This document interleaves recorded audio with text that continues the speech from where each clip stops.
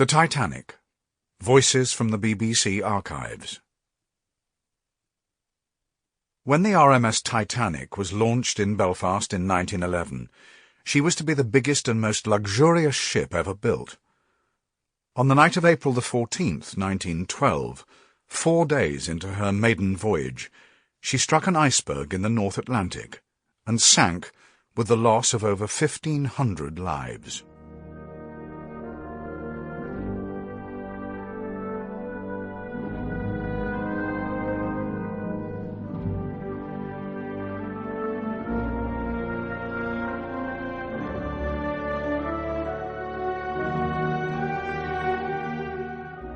As I watched, I could see her bow getting deeper and deeper in the water, with the foremast sticking up above the surface, whilst her stern lifted higher and higher, till it was right out of the water. When she got to an angle of about 60 degrees, there was a sullen sort of rumbling roar, as her massive boilers all left their beds and went crashing down through the bulkheads and everything that stood in their way. Up to that moment, she had stood out as clear with her rows of electric lights all burning. When the boilers broke away, she was, of course, plunged into absolute darkness, though her huge black outline was still perfectly distinct up against the stars and sky. Slowly, she reared up on end, till at last she was absolutely perpendicular. Then, quite quietly, but quicker and quicker, she seemed just to slide away under the surface and disappear.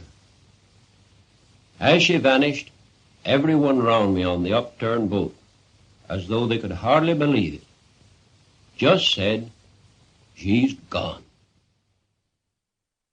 It is 100 years since the Titanic went down, but the disaster continues to haunt the world's imagination. The story of the Titanic really begins with the acquisition in 1901 of the British White Star Line by an American consortium led by the fabulously wealthy J. Pierpont Morgan. His ambition was to create a giant shipping syndicate which could dominate the lucrative transatlantic business. The White Star Line's ships would remain technically British and would aim at the luxury end of the market. At the head of the new syndicate, the International Mercantile Marine, was J. Bruce Ismay, whose father had founded the White Star Line in 1869. A further break with the past was the move of White Star's express operations from Liverpool to Southampton, thus improving its links to London and the continent. This was a period of sustained fierce competition for shipping lines on the Atlantic routes. The British line, Cunard, launched the Lusitania and the Mauretania in 1907 at over 31,000 tons, the largest liners in the world. Both these ships at various times held the coveted blue riband for the fastest Atlantic crossing, and they were the last word in speed and elegance. In 1910, the German line, Hamburg America, laid down the Imperator, the first of 3 giant liners, whilst across the Channel, the French line were preparing to lay down the France, a fast and luxurious 4-funneler. Technology in shipbuilding was racing ahead, as the size of the biggest ships quadrupled in 15 years.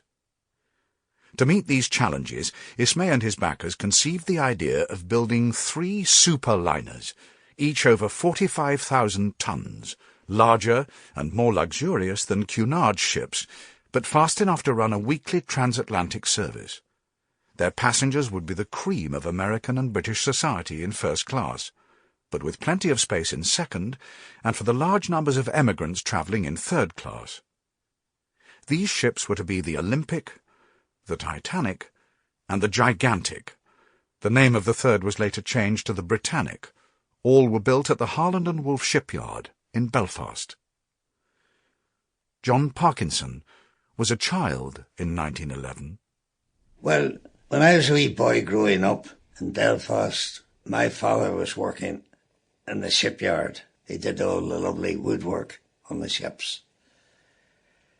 And he kept telling me about this great Sample complete. Ready to continue?